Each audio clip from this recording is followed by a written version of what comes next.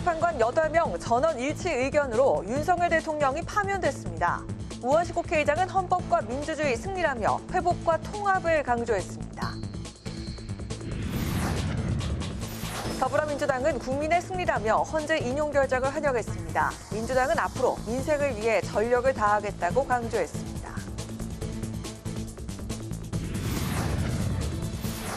국민의힘은 안타깝지만 헌재 결정을 겸허히 수용한다고 밝혔습니다. 또 여당으로서 책임을 통감하고 국민의 비판과 질책을 달게 받겠다고 밝혔습니다. 헌재가 대통령 탄핵안을 전원 일치로 인용한 의미를 짚어보고 비상계엄부터 헌재 선고까지 이어진 탄핵 정국이 남긴 과제들 그리고 향후 전국의 향방을 살펴봅니다.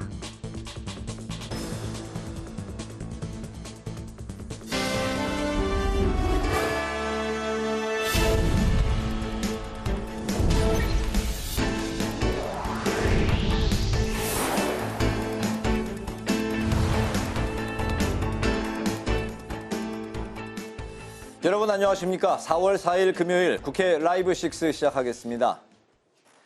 헌법재판소가 헌법재판관 전원일치 의견으로 윤 대통령을 파면했습니다. 헌재는 윤 대통령의 비상계엄 등의 행위가 헌법 수호의 관점에서 용납될 수 없는 중대한 법 위반 행위에 해당한다고 밝혔습니다. 김동길 기자가 보도합니다. 헌법재판소는 헌법재판관 전원 일치의 의견으로 윤 대통령을 파면했습니다. 지난해 12월 14일 국회에서 윤 대통령 탄핵 소추안이 통과된 지 111일 만입니다. 재판관 전원의 일치된 의견으로 주문을 선고합니다. 탄핵 사건이므로 선고 시각을 확인하겠습니다. 지금 시각은 오전 11시 22분입니다. 주문, 피청구인 대통령 윤석열을 파면한다. 헌법재판관들은 비상계엄 선포와 포고령의 적법성, 국회와 선관위 장악 시도, 국회의원 체포 지시 여부 등 5가지 쟁점에 대해 위법 위헌 판결을 내렸습니다. 국회의 권한 행사가 위법 부당하더라도 헌법재판소의 탄핵 심판과 제2요구권 행사 등으로 대응할 수 있었고 비상계엄 선포의 절차적 요건도 위반했다고 밝혔습니다. 또 군경을 투입시켜 국회의 헌법상 권한 행사를 방해했고 선관위의 독립성도 침해했다고 지적했습니다.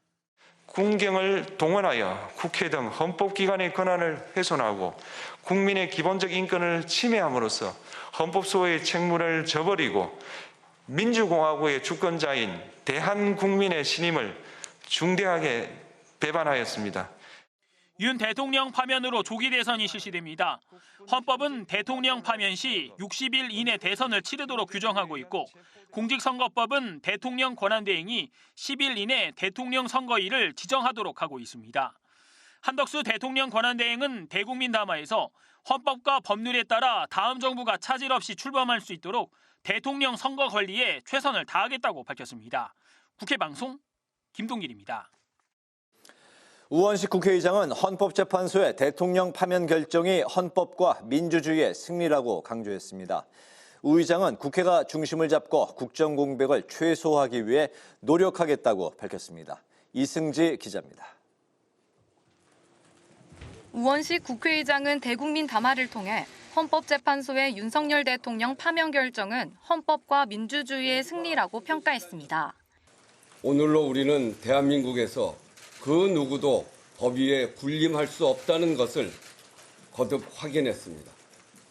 어떤 권력이라도 위헌, 위법한 행위는 반드시 책임을 묻는다는 원칙을 분명히 했습니다. 우 의장은 헌재의 결정이 대한민국의 민주주의 회복력을 보여준 것이고 후대에 엄중한 본보기를 남긴 것이라고 강조했습니다. 우 의장은 커져버린 국민 갈등과 분열을 해결하기 위해 국회부터 중심을 잡고 정부와 함께 국정 공백을 최소화할 것이라고 다짐했습니다. 바쁘게 진행될 대통령 선거 일정이 국정 현안의 블랙홀이 되지 않도록 국회, 정부, 국정협의회가 분명한 역할을 해야 합니다. 또 추경을 비롯한 당면한 과제도 빈틈없이 챙겨 새로운 정부의 부담을 덜겠다고 말했습니다. 그래야 새로 출범할 정부가 빠르게 연착륙할 수 있습니다. 민생과 경제, 통상 외교의 어려움을 해소하는 데 제대로 국정 역량을 투입할 수 있습니다. 그러면서 정치권을 향해 지도자들부터 포용과 연대의 모범을 보여주라며 회복과 통합을 재차 강조했습니다.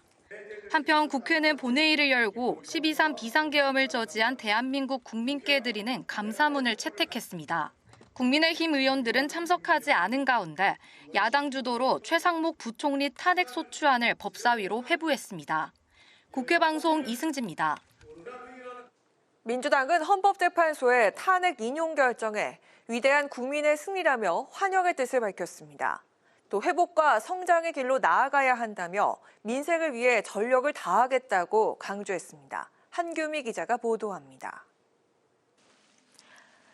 이재명 민주당 대표는 헌재 대통령 탄핵 결정에 위대한 국민이 위대한 민주공화국을 되찾아줬다며 존경과 감사의 뜻을 전했습니다.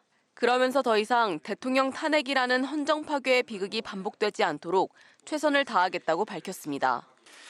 현직 대통령이 두 번째로 탄핵된 것은 다시는 없어야 할 대한민국 헌정사의 비극입니다. 저 자신을 포함한 정치권 모두가 깊이 성찰하고 책임을 통감해야 될 일입니다. 이 대표는 국제사회의 신뢰를 신속히 복구시켜 위기를 기회로 만들 수 있다며 무너진 민생과 평화, 경제, 그리고 민주주의를 회복시키겠다고도 덧붙였습니다. 이제부터 진짜 대한민국이 시작됩니다. 국민과 함께 대통합의 정신으로 무너진 민생, 평화, 경제, 민주주의를 회복시키겠습니다. 박찬대 민주당 원내대표는 국회의 책임 있는 자세를 강조하며 흔들리지 않는 민주주의를 만들어가겠다고 다짐했습니다. 윤석열이 파면됐다고 해서 다 끝난 것이 아닙니다. 국회가 국민의 헌신에 책임 있게 응답해야 합니다. 국민의 삶을 돌보고 더 나은 나라를 만들기 위해 최선을 다하겠습니다. 국회 탄핵소추위원장을 맡아왔던 정청래 민주당 의원도 헌재 앞 기자회견을 갖고 헌재가 완벽한 논리로 피청구인 대통령 윤석열을 파면했다며 국민에 의한 국민의 승리라고 말했습니다. 나아가 이번 파면은 사필 규정이라며 헌재의 판결에 감사를 표했고 국가적 위기를 구해낸 건 국민이라며 이제 일상을 회복하고 앞으로 나아가자고 강조했습니다. 윤 대통령의 파면으로 60일 이내 조기 대선이 예고된 만큼 민주당은 언행에 신중을 기하며 대선 전국에 대비할 것으로 보입니다. 국회방송 한규미입니다. 국민의힘은 책임을 통감하고 국민들께 송구하다고 고개를 숙였습니다. 당 지도부는 다가올 대선을 위해 하나로 뭉쳐야 한다고 강조했습니다. 천지원 기자가 전합니다. 비대위 회의실에서 TV 생중계로 선고를 함께 지켜본 국민의힘 지도부. 헌법재판소 파면 결정에 회의실 밖으로 말소리 하나 새어나오지 않았습니다.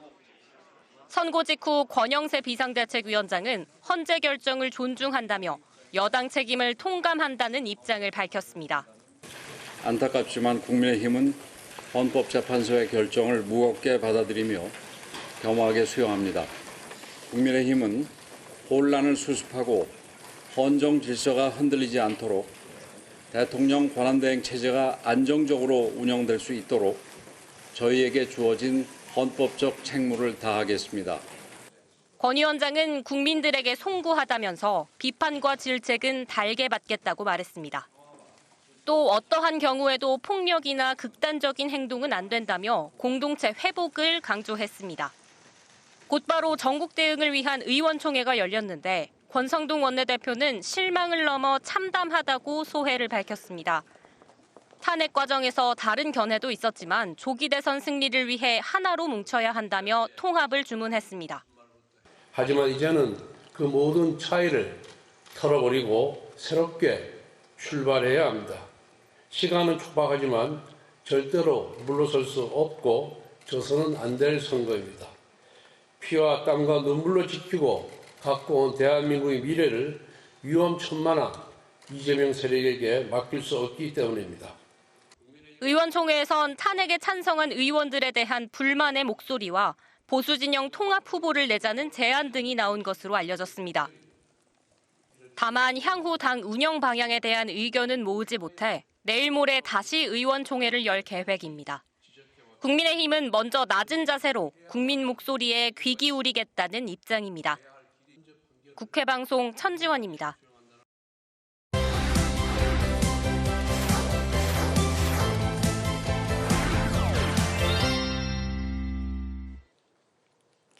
네, 이슈픽 김희영 기자와 함께하겠습니다. 어서 오세요. 안녕하세요. 네, 오늘은 그 윤석열 전 대통령 파면과 관련한 구체적인 내용과 향후 전국 상황에 대해서 살펴보도록 하겠습니다. 윤석열 대통령 탄핵 심판 선고가 인용으로 결론나면서 결국 파면이 됐습니다. 네, 그렇습니다. 오늘 오전 11시 전국 생중계로 이 헌법재판소의 윤석열 대통령 탄핵 심판 선고가 진행이 됐습니다. 현재는 오전 11시 22분 헌법재판관 8인 전원 일치로 인용을 선고했습니다. 고 노무현 전 대통령, 박근혜 전 대통령에 이어 역대 세 번째 탄핵 소추가 이루어졌고 박 전 대통령에 이어 두 번째 인용 결론이 나면서 윤 대통령은 파면됐습니다. 윤 전 대통령은 법률 대리인단을 통해 입장문을 밝혔는데요. 기대에 부응하지 못해 너무나 안타깝고 죄송하며 그동안 대한민국을 위해 일할 수 있어서 큰 영광이었다고 밝혔습니다. 네, 탄핵 심판 과정에서 여러 쟁점들이 있었습니다. 비상계엄 사태가 헌법과 법률을 중대하게 위반했다, 이렇게 본 거죠? 네, 그렇습니다. 이 탄핵 심판 과정에서 윤 대통령 측은 이 야당의 고위공직자 탄핵 남발로 국정이 마비됐고 이 비상계엄은 경고용이다, 이렇게 주장을 했었는데요. 하지만 헌재는 이런 윤 대통령 측의 주장을 인정하지 않았습니다. 헌재는 윤 전 대통령이 야당의 국정마비 행위라고 판단했더라도 민주주의 원리에 따라 정치적 문제로 해소해야 한다고 지적했습니다. 특히 헌법과 법률을 위반한 비상계엄을 선포하면서 이 국가 긴급권 남용의 역사를 재현해 국민을 충격에 빠뜨렸고 사회와 경제, 정치, 외교 등 전 분야에 걸쳐 혼란을 야기했다고 적시했습니다. 이 같은 위헌과 위법 행위는 국민의 신임을 배신한 것으로 헌법 수호 관점에서 용납될 수 없다며 파면을 선고했습니다. 네, 정치권의 반응도 살펴보도록 하겠습니다. 오늘 오후에 우원식 의장이 대국민 담아 메시지를 냈더라고요. 네, 우원식 국회의장은 먼저 이 충격과 혼란을 견딘 국민께 깊은 위로와 감사를 전했습니다. 그러면서 우 의장은 통합의 메시지를 냈는데요. 이 오늘 헌재의 결정은 어느 한쪽의 승리가 아니라 헌법의 승리이자 민주주의의 승리라고 역설했습니다. 또 각 당의 대립과 갈등, 분열을 부추기는 일체 행위를 중단하고 지도부들은 포용과 연대의 모범을 보여달라고 촉구했습니다. 이 밖에 전국 혼란 속에서도 국정 공백은 있을 수 없다며 국회가 중심을 잡고 각 정당 간, 국회와 정부 간 소통과 협력을 강화해 나가겠다고 덧붙였습니다. 그렇다면 여야 각 당의 반응 어떨지 궁금한데요. 네, 이 헌재 선고 발표 이후에 권영세 국민의힘 비상대책위원장이 입장을 밝혔는데요. 안타깝지만 헌재의 결정을 무겁게 받아들이며 겸허히 수용하고 국민께 진심으로 사과드린다고 말했습니다. 또 민주당이 국회를 장악한 상황에서 반복되는 의회 폭주와 정치적 폭거를 제대로 막아내지 못했고 여당으로서의 역할을 다하지 못한 데 대해 책임을 통감한다고 덧붙였습니다. 이재명 더불어민주당 대표도 긴급 기자회견을 열었는데요. 위대한 국민들이 위대한 민주공화국 대한민국을 되찾아 주셨다며 이제부터 진짜 대한민국의 시작이라고 강조했습니다. 다만 현직 대통령이 두 번째 탄핵된 것은 다시 없어야 할 헌정사의 비극이라며 더 이상 헌정 파괴 비극이 반복되지 않도록 최선을 다하겠다고 덧붙였습니다. 네, 이렇게 윤석열 대통령이 파면이 되면서 정치권은 조기 대선을 바라보고 있습니다. 이제 조기 대선이 치러질 수밖에 없는 상황이 됐잖아요. 네, 그렇습니다. 앞서 리포트에서도 보셨다시피 이 헌법과 공직선거법에 따르면 대통령 거리 시 60일 이내에 대선을 치르게 돼 있습니다. 한덕수 대통령 권한대행이 조만간 국무회의를 통해 조기 대선 날짜를 확정할 것으로 보이는데요. 오늘을 기준으로 60일 후면 6월 3일입니다. 각 당의 대선 경선과 선거운동 준비 기간 등을 고려하면 60일을 꽉 채워서 대선 일자가 잡힐 가능성이 큰데요. 실제 지난 박근혜 전 대통령 파면 이후 치러진 조기 대선은 선고 이후 60일 만에 치러졌습니다. 또 오늘 한덕수 권한대행이 노태학 중앙선거관리위원장과 통화를 했는데 6월 3일 조기 대선에 공감대를 형성한 것으로 알려졌습니다. 네, 이렇게 예측하신 것처럼 이 조기 대선 날짜가 최대한 미뤄지더라도 6월 3일이니까 네. 2달 정도 남았습니다. 각 정당도 이제 대선 체제로 전환이 될 것 같은데요. 네, 그렇습니다. 이 조기 대선으로 준비 기간이 워낙 촉박하다 보니까 네. 빠르게 대선 체제로 전환하면서 후보 정리에 돌입할 것으로 보이는데요. 우선 국민의힘은 경선 룰을 바꾸기에는 시간이 부족하기 때문에 현행 당원 투표 50%, 국민 여론조사 50%로 대선 후보 경선이 치러질 전망입니다. 경선에는 김문수 고용노동부 장관과 오세훈 서울시장, 유승민 전 의원, 안철수 의원, 한동훈 전 대표, 홍준표 대구시장 등이 유력 후보로 꼽힙니다. 반면 더불어민주당에서는 공직선거법 위반 항소심에서 무죄를 선고받으면서 지지율 상승세를 이어가고 있는 이재명 대표의 독주 체제가 전망됩니다. 이 대표는 당내 경선 준비를 위해 조만간 대표직에서 사퇴할 것으로 보이는데요. 이 대표의 대세론 속에 김동연 경기지사와 김부겸 전 총리, 김경수 전 경남지사, 김두관 전 의원 등의 행보도 주목됩니다. 네, 오늘 김희영 기자와 함께 윤석열 전 대통령 파면과 향후 전국 전망에 대해서 살펴봤습니다. 오늘 말씀 고맙습니다.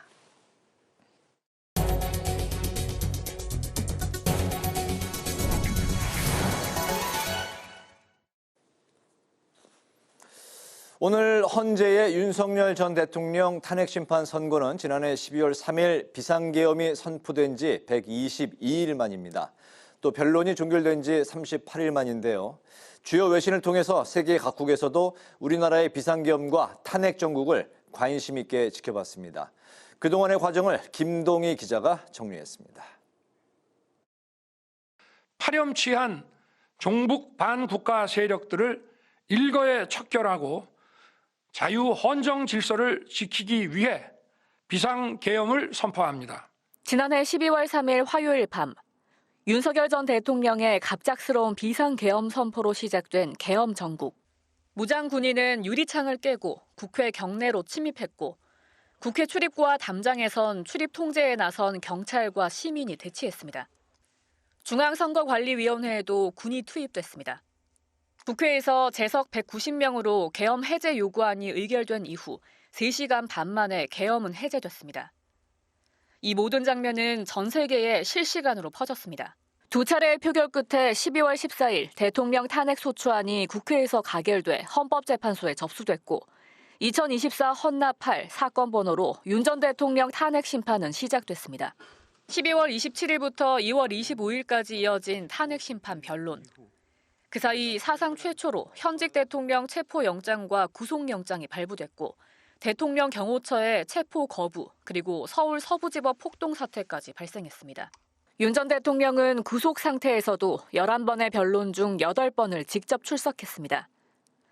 현직 대통령 중 처음으로 본인 탄핵 심판 법정에 나와 적극 해명하고 억울함을 호소했습니다. 법정에서 증인들의 엇갈린 증언이 오간 가운데 윤 전 대통령 측은 비상계엄이 경고성이었다. 계엄 선포와 해제 과정에서 법률을 지켰다. 정치인 체포 지시는 하지 않았다는 입장을 피력했습니다. 실제 아무런 일도 일어나지 않았는데 뭐 지시를 했니, 지시를 받았니, 뭐 이런 얘기들이 마치 어떤 호수 위에 떠 있는 달그림자 같은 거를 쫓아가는 그런 느낌을 좀 많이 받았고요. 병력 투입 시간이 불과 2시간도 안 되는데 2시간짜리 내란이라는 것이 있습니까? 헌재 탄핵 심사와 평의가 길어지면서 탄핵 심판 선고는 역대 대통령보다 늦어졌습니다. 이런 가운데 3월 7일 서울중앙지법이 윤 전 대통령의 구속 취소 청구를 받아들여 석방되면서 분위기가 반전됐고 헌재의 고심은 깊어졌습니다. 그러는 동안 헌재와 광화문, 여의도 일대는 탄핵 찬성파와 반대파가 맞섰고 정치권 대립과 장외 여론전은 더 고조됐습니다. 헌재는 장고 끝에 오늘 탄핵 심판의 종지부를 찍었습니다. 윤석열 대통령 탄핵 심판은 결론이 났지만 진영 갈등과 국민 분열이 더욱 심해진 상황에서 정치권엔 국민 통합을 위한 노력이 과제로 남았습니다. 국회방송 김동희입니다. 탄핵 절차가 시작된 뒤 111일 만에 헌법재판소가 탄핵을 인용하면서 윤석열 전 대통령은 대한민국 헌정사상 2번째로 탄핵된 대통령이 됐습니다. 임기 내내 야당과 대립하고 부인인 김건희 여사와 관련된 의혹이 잇따라 제기되면서 어려움을 겪었는데요. 윤 전 대통령의 정치 역정을 김지수 기자가 짚어봤습니다. 국민이 진정한 주인인 나라, 국제사회에서 책임을 다하고 존경받는 나라를 위대한 국민 여러분과 함께 반드시 만들어 나가겠습니다. 국민 통합을 최우선 과제로 삼고 새 정부를 출범시켰던 윤석열 전 대통령. 서울대 법대를 졸업한 윤 전 대통령은 구수 끝에 사법시험에 합격해 33세의 나이로 검사 생활을 시작했습니다. 이후 지난 2013년 국정원 댓글 조작 사건을 수사할 당시 외압 의혹을 폭로하면서 강골 검사의 이미지로 이목을 끌었습니다. 저는 사람에 충성하지 않기 때문에 제가 오늘도 이런 말씀을 드리는 겁니다.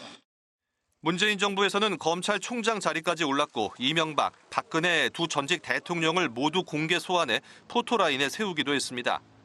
하지만 조국 전 법무부 장관 수사를 진행하면서 문재인 정부와 대립하고 이를 계기로 보수 진영에서 정치에 뛰어듭니다. 그러면서 정계에 입문한 지 1년도 안 돼 대통령에 당선되는 이변의 주인공이 됩니다. 하지만 여소야대의 정치 지형에서 대통령 임무 수행은 쉽지 않았습니다. 입법과 예산 편성을 둘러싸고 야당과 충돌했고 이를 대화로 풀지 못하면서 불통 이미지가 부각됐습니다. 대통령과 제1야당 대표인 이재명 대표와의 만남은 정부 출범 후 720일이 지나서야 성사됐습니다. 특히 윤 전 대통령은 지난해 9월 1987년 민주화 이후 현직 대통령으로서는 처음으로 국회 개원식에 불참했습니다. 정부 예산안과 정책 방향을 밝히는 국회 시정연설에도 참석하지 않았습니다. 특히 부인인 김건희 여사의 각종 의혹이 결정적으로 발목을 잡았습니다. 도이치모터스 주가 조작 사건과 명품백 수수 의혹, 양평고속도로 종점 변경 의혹, 공천 개입을 포함한 명태균 게이트까지 수많은 의혹이 불거졌습니다. 여소야대의 정치 구도 속에서 24번의 거부권을 행사하며 돌파구를 찾지 못하던 윤 전 대통령은 결국 지난해 12월 비상계엄이라는 돌이킬 수 없는 선택을 하게 됩니다.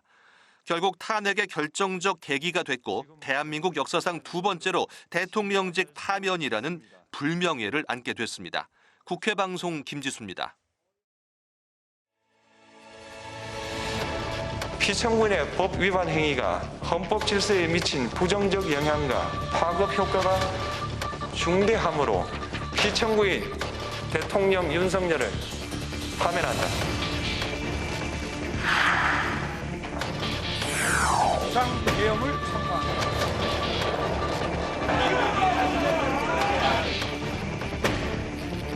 파견되었음을 선포하고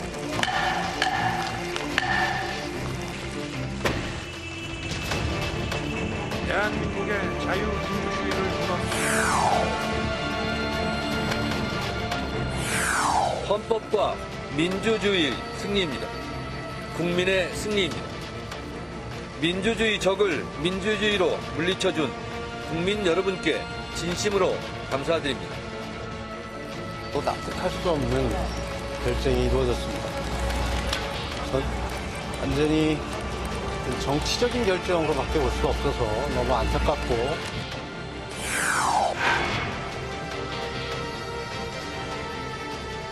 안타깝지만 국민의힘은 헌법재판소의 결정을 무겁게 받아들이며 겸허하게 수용합니다. 무엇보다 먼저 국민 여러분들께 진심으로 사과드립니다. 여당으로서의 역할을 다하지 못한 데 대해 책임을 통감합니다. 위대한 국민들이 위대한 민주공화국 대한민국을 되찾아 주셨습니다. 더 이상 헌정 파괴의 비극이 반복되지 않도록 정치가 국민과 국가의 희망이 되도록 최선을 다하겠습니다.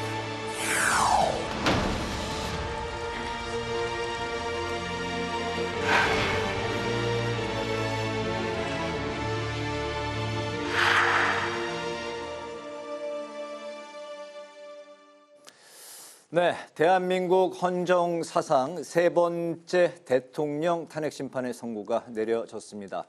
국가 헌정 질서의 미래를 결정짓는 전환점이 될 오늘 선고 의미와 영향을 짚어보도록 하겠습니다.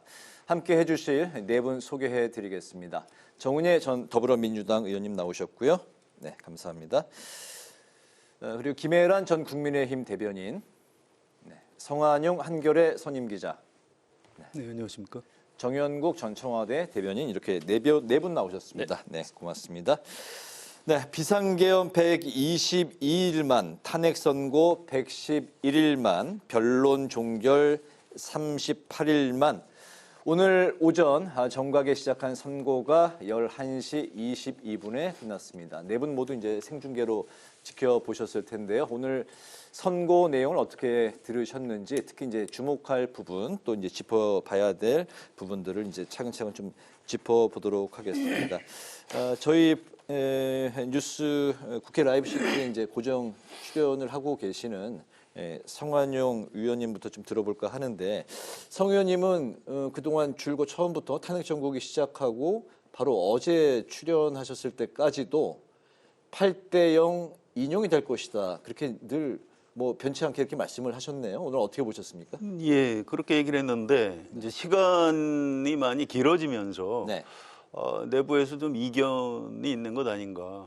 그래서 8대 0까지는 마지막 순간에는 확실히 잘 못하겠고요. 아무튼 인용은 될 것 같은데 그게 네. 7대 1인지 6대 2인지 뭐 그냥 8대 0인지 그 부분까지는 좀 자신이 없었습니다. 그런데 네. 오늘 결정문을 문영배 권한대행이 쭉 낭독할 때 뭐 처음부터 끝까지 뭐 중간에 이렇게 뭐 그러나 뭐 이런 반어법 하나도 없이 초지일관 피청구인 쪽의 논리를 아주 그 철저하게 반박을 해 나가면서 마지막에 파면 결정까지 주문 낭독을 하는 걸 보고 그걸 보면서도 좀 굉장히 좀 약간 무섭더라고요. 이 헌법재판소에서 굉장히 단호하게 결정을 했구나 싶고요. 네. 저는 특히 그동안 이제 보수 성향 재판관 세 분이 좀 반대 의견을 낸 거 아니냐 이런 관측들이 많이 있었는데요.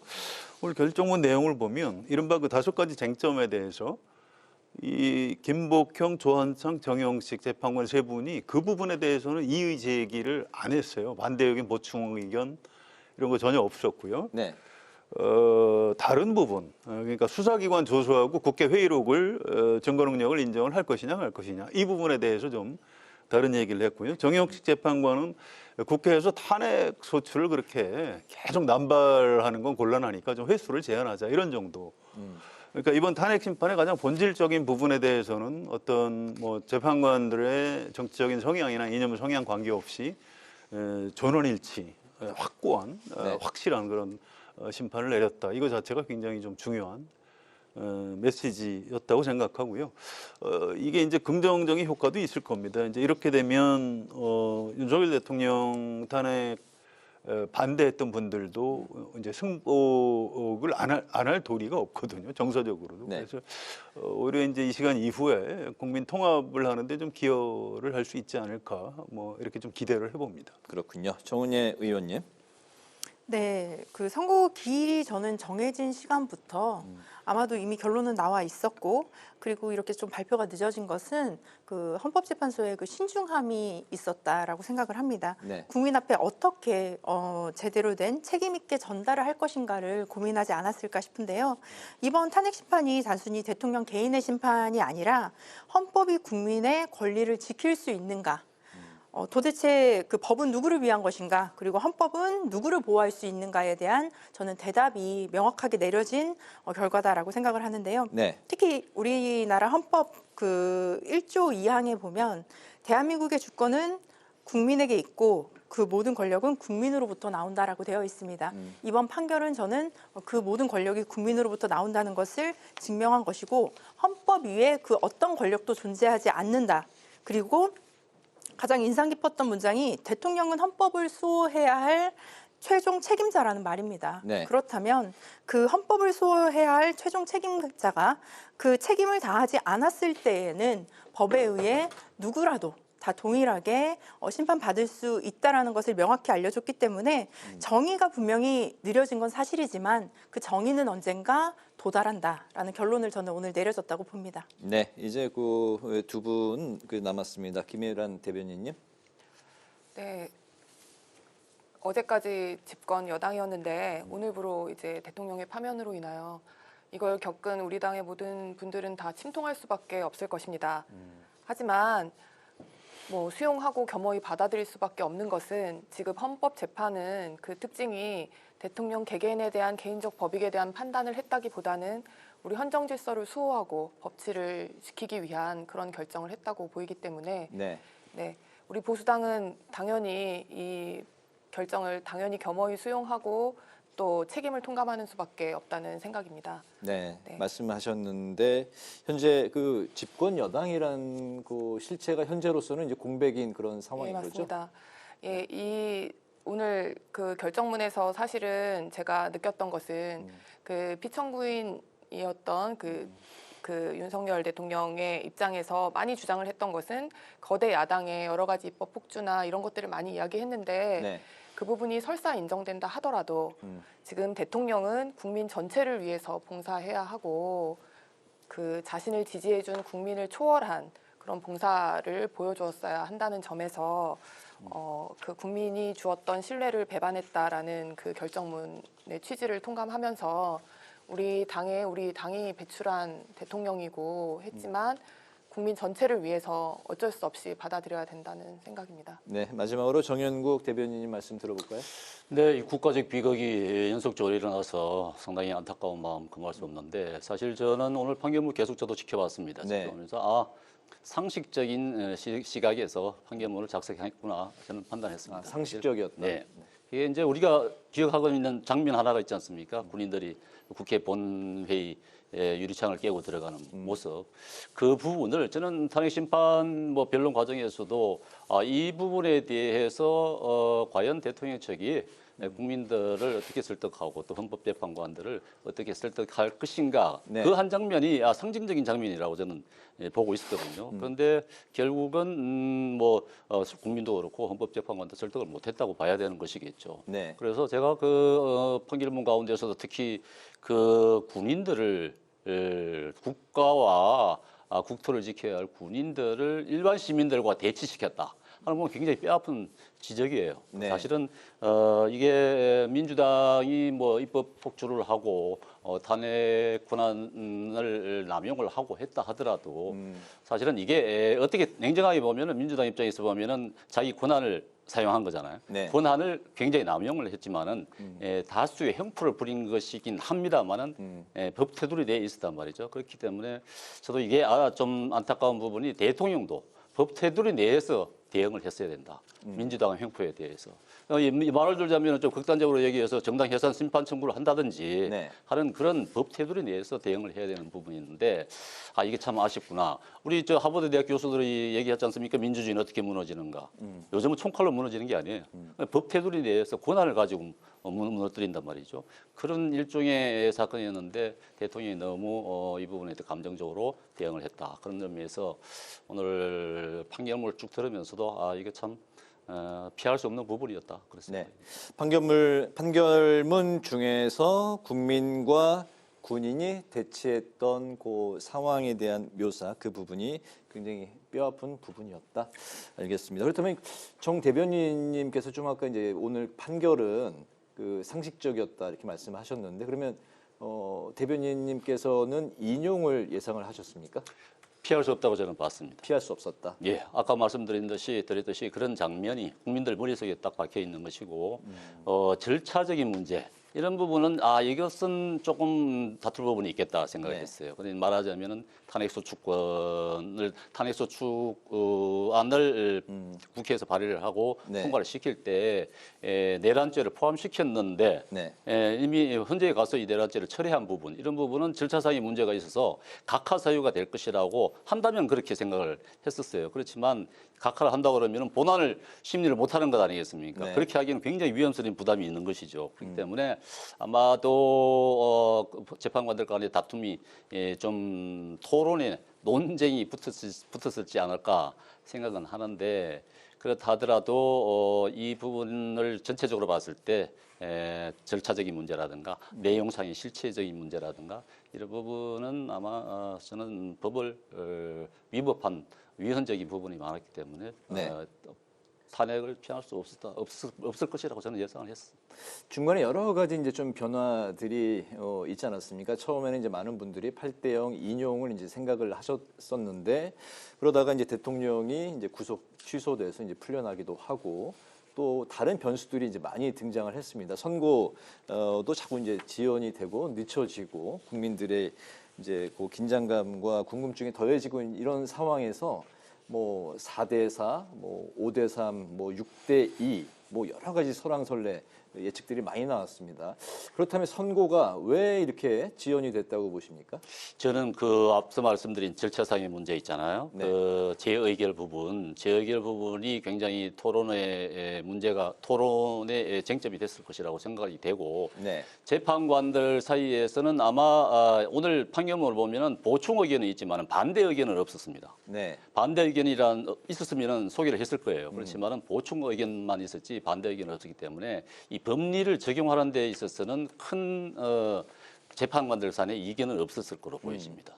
왜냐하면은 뚜렷한 부분 대체로 법리 해석에 있어서는 명확한 부분들이 대부분이었기 때문에 네. 법리상으로는 그렇게 뭐 큰 다툼이 없었을 것 같지만 절차상의 문제는 있었을 것 같고 또 그런 부분에 있어서는 이제 제가 보기에는 뭐 전체적인 의견을 충돌은 있었겠지만 전원 일치로 가는 것이 바람직하다.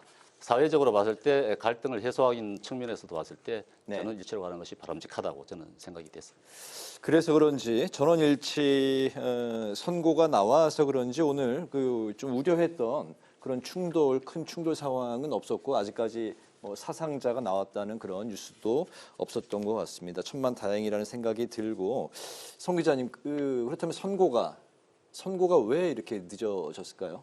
그거는 추가로 좀 취재를 해봐야 될 겁니다. 그동안 양당에서 했던 얘기는 추정에 불과한 거고요. 심지어 선고 일정이 잡히기 직전까지도 좀 정보가 없어서 허둥지둥되고 메시지가 오락가락하는 그런 장면이 있었습니다. 그래서 이게 뭐 이 결정 선고문을 좀 꼼꼼하게 잘 쓰기 위해서 이렇게 시간이 늦어졌을 것 같지는 않아요. 뭔가 상당히 치열한 논쟁이 있었던 거는 같습니다. 그런데 그 전에 박근혜 대통령 탄핵 때도 그런 현상이 있었는데 이게 예를 들어서 그때도 8명이었죠. 네. 그래서 예를 들어서 6대2 정도로 어차피 인용을 할 것 같으면 소수 의견을 가졌던 분들이 그러면 내가 좀 다른 의견을 좀 추가로 부대 의견을 내는 걸로 하고 그러면 이왕이면 전원일치 쪽으로 가자. 그게 이 파면 이후에 어떤 국민 통합을 위해서 낫겠다 이런 식으로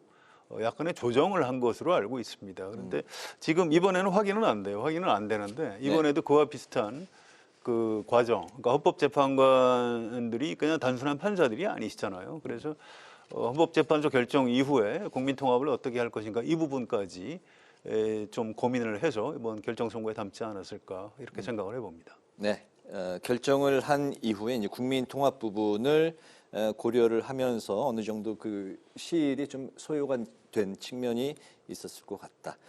나중에 이제 취재를 좀 하신다고 했으니까요. 좀 더 그 정확한 취재를 통해서 제가 좀 알게 되면 국회 방송에서 좀 말씀을 저희 방송 시간 또 출연하시니까 그때 이제 또 듣도록 하겠습니다. 국민의힘과 민주당이 각각 의총을 소집해서 전국의 대응 방안을 논의했는데요. 일단 오늘 그 본회의 안건에 올라왔던 최상목 부총리 탄핵안 표결은 이제 보류가 됐고 선고 이후에 그렇기 때문에 이제 앞으로 윤석열 전 대통령 부부를 향한 수사가 본격화될 것으로 이제 전망이 되고 있습니다. 앞으로 이제 전국의 방향 그에 따른 이제 양당의 또 이제 대응 전략 좀 어떻게 흘러가게 될지 좀 이번에 그 전국 이야기 좀 전망을 들어보도록 하겠습니다. 두 분의 말씀 듣고 싶은데 어느 분부터 좀 들어볼까요? 네, 김혜란 대변인부터 들어볼까요? 일단 그 최상목 부총리에 대한 탄핵은 그 이전에 마은혁 재판관에 대한 임명을 하지 않았던 것, 이 부분에 대해서 사실 민주당이 굉장히 계속 끊임없이 문제 삼아서 지금 뭐 탄핵을 하겠다고까지 했는데 일단 보류된 건 뭐 당연한 것 같습니다.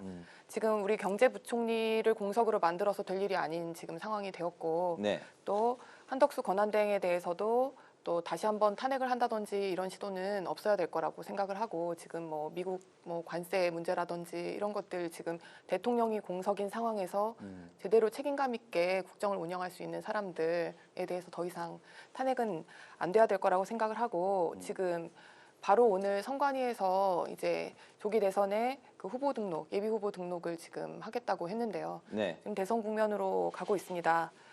윤석열 전 대통령인데요. 예, 이제 오늘부터 자연인의 신분으로 수사를 받게 되었기 때문에 내란죄뿐만 아니라 다른 범위의 수사로도 얼마든지 확대가 될 것 같습니다. 네. 이것이 이 대선 전국에서 그 정쟁적인 목적으로 활용되지 않도록 네. 그렇게 된다면 더더욱이나 국민들의 혼란과 그 분열이 봉합될 수 없을 것 같으니까 그냥 이제 자연인으로 돌아간 그 피고인으로서 그냥 제대로 수사에 임할 수 있도록 예, 정쟁 목적으로 활용하지 않았으면 하는 바람입니다. 대통령실이 오늘 이제 그 실장을 포함해서 일괄 사표를 냈고 이제 수리가 됐습니다. 조기 대선 이제 그 체제로 갈 때 국민의힘이 현재의 그 지도부가 그대로 가면서 치르게 될까 아니면 이른바 쌍권으로 불리는 권영세, 권성동 두 분이 교체가 되면서 또 다른 그 비대위 체제로 가게 될까요? 그게 실질적으로 이제 그 쌍권 체제라고 하죠. 그분들에 대해서 지금 대통령 탄핵에 대한 책임을 물어야 된다는 이야기도 많이 나오고 있는 걸로 알고 있습니다. 하지만 지금 우리는 당장 내일 미래를 위해서 나가야 되는 정당이지 지금 우리 당이 다 같이 정말로 뭐 어느 의원께서 말씀하셨듯이 우리가 패족이 되었다. 이런 패배의식 가지면 안 된다고 생각합니다. 네. 네. 그 앞으로 나아가야 될 지금 상황에서 이 짧은 조기 대선 국면에서 비대위 체제가 다시 들어서고 이렇게 하는 거 사실 말도 안 된다고 생각하고 네. 빨리 전국 수습해서 지금 있는 체제로 지도부가 책임 있는 모습을 보이는 게 지금 최선이라고 생각합니다. 네, 권성동 원내대표가 조기 대선 절대 져서는 안 될 그런 선거다. 뭐 이렇게 또 언급을 한 상황인데 민주당 분위기는 어떻습니까 현재? 네, 지금 무엇보다도 국정이 안정이 되는 것 그리고 국민이 회복되는 것 이것에 많은 집중을 하고 있습니다. 네. 그래서 그 부분에 대해서 많은 정책적인 고민들도 하고 있는 상황인데요. 선거 이후에 제가 양 당의 홈페이지를 한번 들어가 봤습니다. 네. 그래서 국민의힘 같은 경우는 그 메인 페이지에 국민께 죄송합니다. 끝까지 책임을 다하겠습니다. 라는 워딩이 있었고요. 더불어민주당 같은 경우는 빛의 혁명을 일궈낸 위대한 국민의 승리. 라는 워딩이 있었습니다. 네. 그리고 이재명 당대표 같은 경우도 이제부터 진짜 대한민국이 시작된다라는 말씀을 하시면서 비무장한 힘으로 무도한 권력을 우리가 제압했다라는 워딩을 하셨는데 그만큼 지금 오늘의 판결은 국민의 위대한 승리다라고 평가를 하는 부분이 있습니다. 네. 그럼에도 불구하고 조금 염려되는 부분이 권영세 비대위원장이 오늘 한 말 중에 민주당이 국회를 장악한 상황에서 반복된 의회의 폭주와 정치적 폭거를 제대로 막아내지 못한 점도 반성한다. 뭐 이런 반성의 태도를 보였는데요. 우리가 과거에 이 판결이 나오기 전에 승복이라는 개념에 대해서 많은 논란이 있었습니다. 근데 승복이라는 것은 패자에게 주어진다는 것이 아니라 권력을 가진 자가 더 무거운 책임을 가지고 요구되는 자세입니다. 그렇다면 집권 여당이었던 국민의힘에게 더 무거운 책임이 저는 지금 주어지고 있다라는 생각이 드는데요. 그런 측면에서 봤을 때는 이제는 정쟁이 아니라 정책으로 경쟁을 해야 할 때다. 물론 선거가 이제 아마 60일 이내에 치러져야 하기 때문에 굉장히 촉박한 시간 속에 있겠지만 그 과정에서 우리가 정쟁이 아닌 정책으로 경쟁을 해야 한다라고 생각을 하고요. 그럼에도 불구하고 그 기간 내에 꼭 이루어져야 할 것은 윤 전 대통령 부부에 대한 수사가 저는 분명히 이루어져야 한다고 생각합니다. 조기 대선과 같이 병행해야 맞습니다. 된다고 생각하시는군요. 네. 12.3 계엄이 윤석열 대통령 같은 경우는 계엄의 형식을 빌린 대국민 호소다. 뭐 이렇게 표현을 하기도 했었는데요. 실제 많은 국민 여러분들께서 의심을 가지고 의혹을 가지고 계시는 부분은 12.3 계엄이 뭐 김건희 여사의 뭐 비리와 의혹을 덮기 위한 것이 아니냐, 명태균 폰에 나온 그 증거들을 없애기 위한 것이 아니냐, 뭐 이런 합리적인 의심을 하시는 분들도 굉장히 많았습니다. 그렇다면 저는 이 대선 과정에서도 그 부분에 대한 의혹들이 해소가 돼야 된다고 생각을 하고, 그것은 그 수사는 수사대로 진행이 되고 정책 경쟁은 정책 경쟁대로 진행이 되어서 다가올 대선에서 국민 여러분들께서 냉정하게 다음에 대한민국을 이끌 대통령이 누군가를 명확하게 판단하실 수 있는 그런 기준을 제공할 수 있어야 한다고 생각합니다. 네, 양당이 이제 경선 준비도 하고 여러 가지 이제 조기 대선 준비로 이제 분주해진 상황이 됐는데요. 민주당 이재명 대표는 다음 주에 이제 사퇴할 것으로 전망이 되고 있고, 국민의힘이 오늘 그 상황을 딛고서 역시 이제 이번 선거에서도 절대로 져서는 안 된다. 뭐 이런 이제 입장을 밝혔습니다. 조기 대선 시점이 좀 언제가 될지, 뭐 좀 어떻게 짜여질지, 어떤 구도로 갈지, 예, 이번에는 좀 이런 논의를 두 분께 들어보도록 하겠습니다. 예, 정 대변인께 먼저 들어볼까요? 2017년도에 3월 10일 날 선거가 돼가지고 60일 이내니까 거의 60일 임박한 5월 9일이죠. 5월 9일 날 아마 대선이 실시됐을 대선이 겁니다. 현재 6월 3일이 유력한 거죠. 지금으로 봤을 때는 이제 그것도 이제 60일 임박한 그러니까 선거운동 기간을 최대한 많이 줘서 6월 3일이 가장 유력하지 않을까 싶습니다.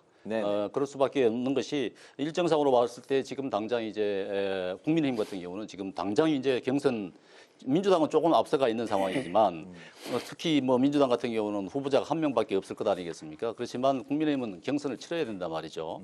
오늘부터 당장 뭐 선거관리위원회에서 예비 후보자 등록을 받기 시작했습니다. 그렇기 때문에 아주 급박하게 돌아갈 수밖에 없는 예비 것이죠. 후보를 받기 시작했습니다. 그렇습니다. 그렇기 때문에 우리 국민의힘 입장에서는 이제 다음 달 이달 말까지는 경선을 치러야 되는 그런 입장이고 늦어도 뭐 다음 달 초까지는 후보자를 결정을 해야 되는 그런 상황인데 국민의힘 같은 경우는 이제 룰을 변경할 그런 뭐 룰을 바꾼다든가 할 그럴 만한 시간적 여유도 없는 것이거든요. 2017년도 같은 경우는 어차피 그해 12월 달에 대선이 예정돼 있기 때문에 어느 정도 준비가 돼 있는 상태이지만 지금은 그런 상태가 아니기 때문에 두 달 내에 모든 것을 다 해야 되기 때문에 사실 제가 볼 때는 국민의힘 같은 경우는 정말 뭐 여당으로서 책임이 없다고 할 수 없는 것 아니겠습니까? 당연히 책임이 있는 부분이고 거기에 대한 반성이 있어야 되는 것이고 쇄신을 해야 됩니다. 쇄신을 할 수밖에 없는 그런 딜레마에 처해 있는 것이죠. 쇄신도 해야 되고 국민들한테 새로운 수권 정당으로서의 새로운 모습도 보여야 되는 부분들이 있고 또 후보자도 내야 되는 부분이 있고 여러 할 일이 정말 많은데 시간은 없고 그렇지만 뭐 정말 제가 생각하기에는 2012년도에 박근혜 대표가 그 당시에 천막 당사를 차렸듯이 그 정도의 각오는 해야 된다고 봅니다. 그 정도의 각오 없이 이번 이 탄핵도 대충 넘어간다? 그러면은 정말 미래가 없어요. 국민은. 그렇기 때문에 이번은 정말 자숙하는 모습 보이고 반성하고 새로운 모습을 국민들한테 보일 수 있는 그런 자세가 되어야 됩니다. 현재로서는 여론조사에서는 이재명 대표가 이제 많이 앞서가는 걸로 이제 나오고 있는데 그렇기 때문에 고심이 더 클 수밖에 없을 것 같네요. 그렇습니다. 뭐 좀 재미있게 지켜볼 부분이 이재명 대표, 민주당은 이재명 대표 한 사람을 할 것인지, 누가 뭐 경선에 같이 나설 사람이 있을지 이렇게 되면은 민주당 같은 경우는 그야말로 일극체제 당인데 그야말로 한 사람의 후보자로 그런 그야말로 독특한 정당이 되는 것이겠죠. 그런 부분들이 이제 주목해야 될 부분들인데 어쨌든 저희들 두 달 내에 국민의힘 입장에서는 경선이 굉장히 치열해지면서 어떻게 보면은 위기가 기회가 될 수 있는 부분이 있을 것이다. 그렇게 되려고 그러면은 일단 국민의힘이 완전히 새로운 모습을, 완전히 탈바꿈한 모습을 보여야 된다. 그렇게 생각합니다. 탄핵 정국이 이제 종결되자마자 조기 대선 국면으로 이제 넘어갔습니다. 앞으로 이제 좀 조기 대선 분위기가 좀 어떻게 좀 흘러갈까요? 정영욱 대변인님께서 좀 전에 민주당은 이재명 대표 체제에서 경선이 없을 수도 있다 했는데 좀 뭐 포함해서 좀 들어볼까요? 예, 오늘 기자들이 취재해서 내일 신문 같은 경우에 내일 아침자 신문에 기자들을 일제히 다 썼습니다. 이미 인터넷에 좀 디지털 기사로 뜨고 있고요. 일단 다음 주 화요일에 국무회의를 해서 한덕수 권한대행이 공식적으로 이제 선거일을 공고를 할 예정인데 6월 3일이 거의 확실한 것 같습니다. 그런 상태고요. 민주당에서는 그 선거일 공고가 돼야 이재명 대표가 사퇴를 하겠다 이렇게 이제 오늘 얘기를 하고 있습니다. 그래서 다음 주 화요일 공고가 되면 대표가 사퇴하고 그러면 민주당이 지금 그 박찬대 원내대표가 이제 권한대행, 네. 직무대행을 하는 체제로 이제 바뀌게 됩니다. 그렇게 되는 거고요. 경선은 한다고 합니다. 경선관리위원장으로 중진이죠. 윤호중 의원이 지금 내정돼 있는 상태고요. 네. 또 지금 그 김동연 경기지사, 김부겸 전 총리, 김경수 전 경남지사, 또 김두관 전 장관 이런 분들이 경선에 나서겠다는 뜻을 밝히고 있어요. 네. 이분들이 다 후보 등록을 할지는 그건 잘 모르겠습니다. 그래서 뭐 그냥 뭐 정치적으로야 뭐 민주당 이재명 대표 일극체제 아니야 이렇게 얘기하지만 경선을 치를 것이다 이렇게 보면 되는 거고요. 또 이제 국민의힘 같은 경우에는 이제 후보가 누가 되느냐가 아무래도 관심일 겁니다. 여론조사를 보면 김문수 장관이 역시 제일 앞서가고 있고요. 네. 그 뒤를 이제 홍준표, 한동훈 이런 분들, 오세훈, 뭐 안철수, 유승민 이런 분들이 이제 추격하는 이런 그런 모양새인데. 저도 개인적으로 참 궁금해요. 이 국민의힘 대선 후보가 누가 되는지에 따라서 앞으로 국민의힘이 보수 정당으로서 다시 좀 재건해서 모양을 갖춰 나갈 수 있는 건지 그렇지 않은 건지 좀 두고 봐야 될 지점이 있고요. 좀 바라기는 건전한 보수 정당이 있어야 또 그 반대 정당도 튼튼해지고 그런 겁니다. 그래서 이 명분을 안 놓쳤으면 좋겠어요. 네. 뭐 어차피 이번 조기 대선에서 국민의힘이 이기기가 쉽지는 않을 겁니다. 탄핵당한 정당에서 바로 당선되기가 쉽지 않죠. 그럼에도 불구하고 가치와 명분 같은 걸 잘 내세우고 또 좋은 후보를 앞세워서 좀 멋지게 싸울 수 있다면 설사 조기 대선에서 패배하더라도 선거라는 게 또 내년에 지방선거도 있고 그 다음 총선도 있는 거거든요. 네네. 뭐 그렇게 해서 좀 멋진 국민의힘의 재탄생을 좀 기대를 해보겠습니다. 알겠습니다. 그동안 이제 오랫동안 끌고 왔던 탄핵 정국이 오늘 오전 11시 22분에 막을 내렸습니다. 이제 그동안 계속됐던 대립과 갈등을 끝내고 통합과 안정을 이뤄야 되는 국면으로 이제 바뀌어 버렸습니다. 정부와 정치권을 이제 비롯해서 우리 사회가 함께 풀어가야 할 숙제들이 앞으로 이제 어떤 게 가장 중요하다고 보시는지 네 분의 말씀을 오늘 마지막으로 들어보도록 하겠습니다. 정은혜 의원님부터 들어볼까요? 네, 가장 중요한 것은 저는 치유와 회복이라고 생각을 치유와 합니다. 회복. 네. 제가 이번 일을 겪으면서 가장 들었던 말 중에 좀 가슴 아팠던 단어가 탄핵의 결과에 따라 내전이 일어날 수도 있다. 이렇게 말씀하셨던 분들이 많아요. 네. 그만큼 대한민국 사회가 분열과 갈등이 최고조로 이루어졌던 사건이다라고 판단이 되고 그렇다면 이 과정에서 분명히 상처받으신 분들도 많이 계실 걸로 보여집니다. 그렇다면 그분들의 마음을 정치가 어떻게 공감하고 어루만져 줄 수 있는가 그 부분에 대해서 여야 할 것 없이 네. 논의를 해야 하는 상황이고 진정한 회복이라는 것은 우리가 책임 있는 정치를 통해서 보여줄 수가 있다. 이것은 여당, 야당 모두가 해당이 되는 것이라고 합니다. 대통령이 그 권력을 남용해서 헌정 질서를 위협한 그 초유의 사태가 이뤄졌고 그 헌정수호의 최후의 보루로 헌재의 결정이 내려진 것은 대한민국 국민들의 위대한 승리다라고 평가가 되는데요. 네. 그럼에도 불구하고 민주공화국에서 국민을 협박하고 또 위협하는 대통령은 존재할 수 없습니다. 그리고 존재해서도 안 됩니다. 하지만 대한민국에 벌써 지금 두 번째 대통령의 탄핵 선고가 이루어졌습니다. 왜 이 반복되는 일들이 일어날 수밖에 없는가? 이것을 제도적으로 또 개헌을 통해서 바꿀 수는 없는가? 이런 저는 사회적인 또 정치적인 또 학문 학자들의 그런 충분한 논의가 필요하다고 보여지고요. 네. 이제는 정치 보복이나 대립 같은 것은 멈추고 국민 통합과 정의 그리고 가장 중요한 것은 이번에는 상식과 공감의 정치로 나아가야 한다라고 저는 생각합니다. 예, 모든 말씀들이 다들 이제 좀 대동소이한 것 같습니다. 오늘 국회의장 우원식 의장도 같은 말씀 맥락으로 이제 말씀을 하셨고 치유와 통합을 말씀하셨습니다. 김혜란 대변인님. 네, 다 공감이 되는 이야기고 다만 이제 그 곧 있을 조기 대선 국면에서 이 계엄과 이 탄핵에 관한 입장을 상황이 어떠하냐에 따라서 지금 우리가 승리를 다시 한번 할 수 있을지 아닐지가 결정된다고 생각합니다. 저희 당은 지금 국민 여러분께서 다 기억하시겠지만 그 당시에 우리 당 당대표는 그 민주당의 이재명 대표와 같이 국회에서 이 계엄이 지금 잘못되었으니까 막겠다라고 하면서 우리 당은 그러한 입장을 취했습니다. 그 이후에 상황이 급변했고 탄핵 국면에서 그 계엄을 옹호하시는 목소리가 좀 더 강했던 건 사실이지만 그게 우리 당 전체를 대변하지는 않습니다. 지금 대한민국은 보수당과 진보당이 영원히 저는 가야 된다고 생각하고 대통령이 바뀌던 뭐 그 이후에 어떤 정치 지도자가 나오던 간에 우리 국민들의 양극단의 양쪽에는 그냥 단단한 보수당과 진보당이 있어야 한다고 생각하기 때문에 서로 대등한 자격으로 인정해주면서 뭐 화합하는 방향으로 가야 된다고 생각하고 그러기 위해서는 우리가 대선 후보를 제대로 내야 된다고 생각합니다. 알겠습니다. 이제 앞으로 계속 건강한 보수와 진보 양 날개로 대한민국 미래로 나아가자. 예, 정영국 대변인님. 우리 국민들이 거리에 나온 이유가 말이죠. 어떤 임기가 한시적인 대통령이나 국회의원을 위해서 나온 게 아닙니다. 나라를 위해서 나온 것이. 나라의 미래가 걱정이 돼서 나온 것 아니겠습니까? 그렇다 그러면은 이런 비극을 되풀이하지 않을 그런 장치를 마련해야 되는 것이거든요.